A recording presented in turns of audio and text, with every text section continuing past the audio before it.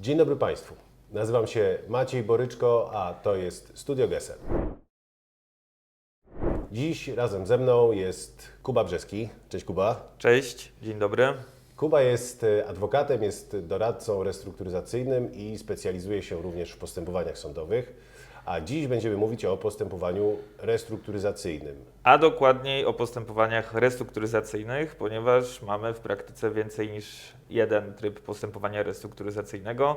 W tle będziemy mieli również wątki upadłościowe, ponieważ to się często mocno wiąże z kwestiami restrukturyzacyjnymi, chociaż oczywiście nadrzędnym celem, ideą postępowań restrukturyzacyjnych jest to, żeby do upadłości przedsiębiorcy nie doszło, żeby tej upadłości zapobiec i żeby uzdrowić przedsiębiorstwo. Okej, a powiedz Kuba w takim razie, jakie są te postępowania restrukturyzacyjne i na dość dużym poziomie ogólności, czym one się od siebie różnią?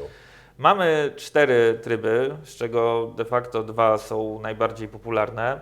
Najmniej sformalizowany tryb postępowanie o zatwierdzeniu układu w wersji od pewnego czasu wprowadzonej do porządku prawnego, czyli z obwieszczeniem o dniu układowym. Jest to pochodna popularnego swego czasu tak zwanego postępowania covidowego. Postępowanie o zatwierdzeniu układu to jest około 90% prowadzonych restrukturyzacji. Tryb najmniej sformalizowany, najmniejszy udział sądu. Czyli to jest tak, że tych jest najwięcej, bo jest najprościej? Tych jest najwięcej, bo jest najprościej, są najszybsze. To postępowanie daje szybkie i relatywnie znaczne korzyści dla dłużnika w postaci tak zwanego immunitetu egzekucyjnego, wstrzymania możliwości prowadzenia egzekucji z majątku dłużnika.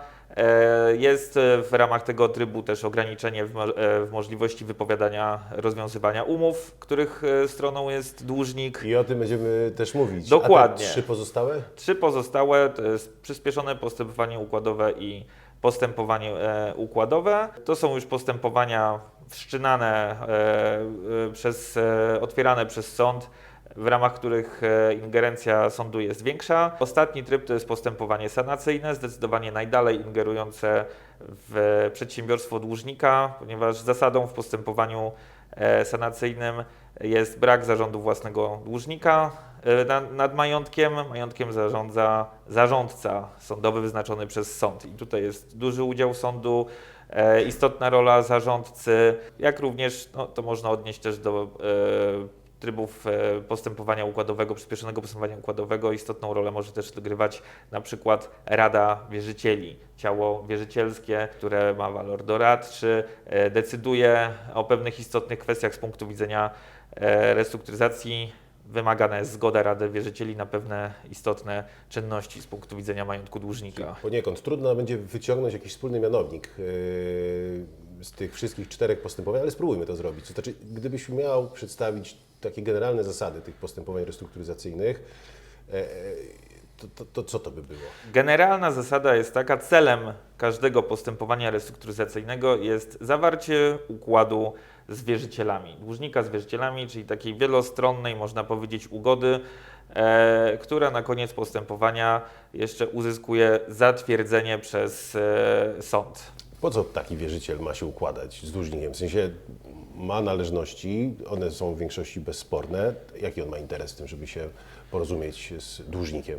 W każdym postępowaniu jest to kwestia oceny, wyważenia interesów, pewnej perspektywy oceny, czy bardziej mi się opłaca dochodzić mojej wierzytelności w ewentualnym postępowaniu upadłościowym, jeśli by restrukturyzacja miała się nie powieść, czy jednak bardziej opłacalne dla mnie jako wierzyciela jest to, żeby zrezygnować z części moich wierzytelności, odroczyć terminy ich płatności, przekonwertować na akcje w kapitale zakładowym dłużnika, zmienić zabezpieczenia. Czyli wszystko zależy od konkretnego przypadku, to znaczy od tego, jaka jest perspektywa naprawy, pewnie to jest istotne. Dokładnie. Od poziomu zabagnienia, mówiąc kolokwialnie, w tym podmiocie i tym, jaka jest ekspektatywa zwrotu z postępowania restrukturyzacyjnego versus zwrotu z upadłości. Dokładnie. Tutaj jest dużo zmiennych, dużo zależy od indywidualnej sytuacji danego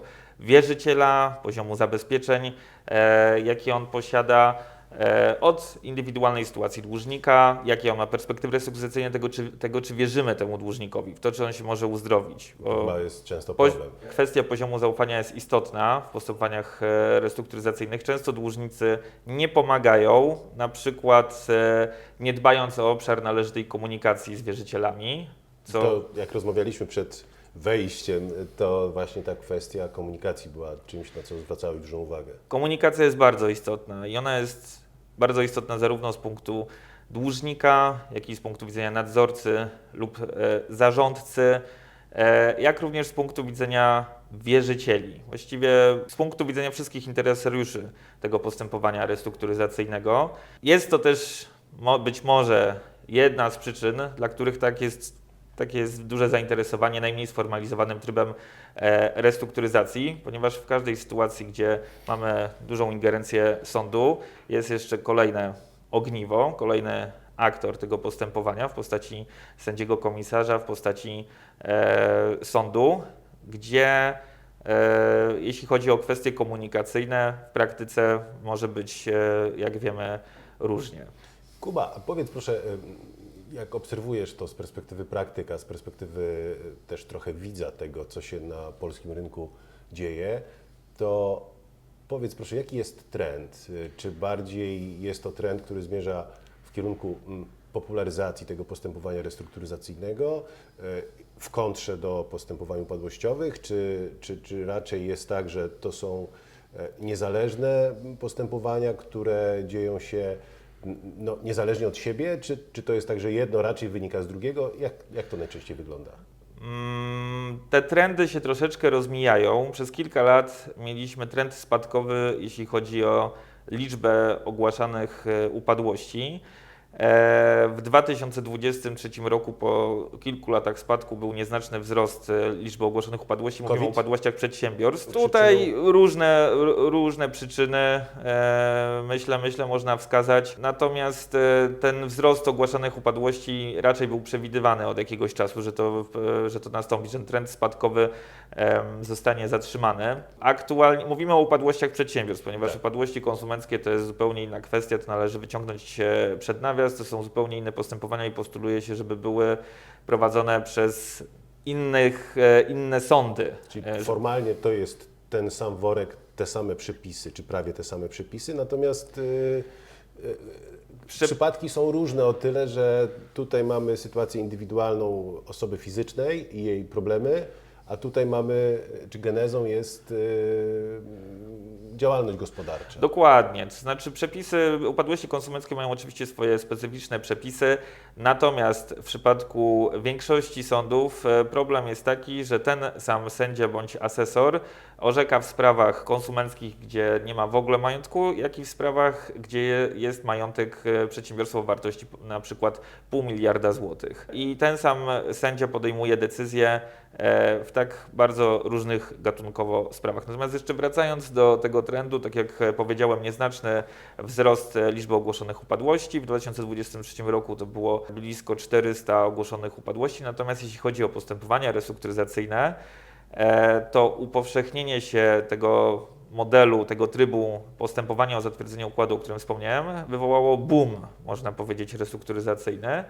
W 2023 roku ponad 4000 restrukturyzacji zostało otwartych i to był skokowy wzrost w stosunku do lat poprzednich.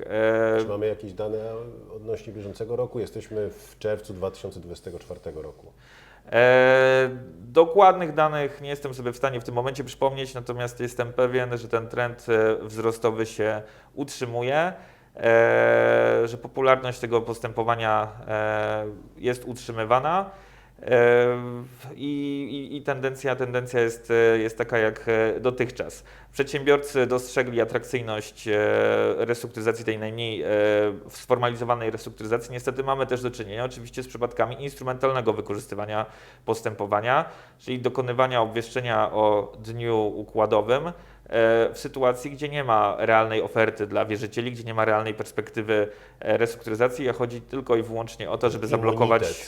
O ten immunitet. Tak, o ten immunitet. Chodzi ładnie nazywa immunitet, a generalnie oznacza w praktyce tyle, że uzyskujemy ochronę przed wierzycielami, tak? Zakaz prowadzenia egzekucji z majątku dłużnika w okresie trwania postępowania. Kuba, bardzo Ci dziękuję za dzisiejszy odcinek. Szanowni Państwo, to jest pierwszy z odcinków, który poświęcimy wpływowi postępowania restrukturyzacyjnego na umowę najmu. I to będzie ten link pomiędzy domeną Kuby, między innymi jest to prawo upadłościowe, prawo restrukturyzacyjne, i moją domeną, jaką są nieruchomości. I to będzie ten link, który będzie kanwą do kolejnych naszych spotkań. Zapraszam Państwa również do subskrybowania naszego kanału. Tu jest dzwoneczek, po naciśnięciu którego otrzymacie Państwo automatycznie informację o pojawieniu się nowego odcinka dotyczącego nieruchomości. Bardzo dziękuję. Do widzenia.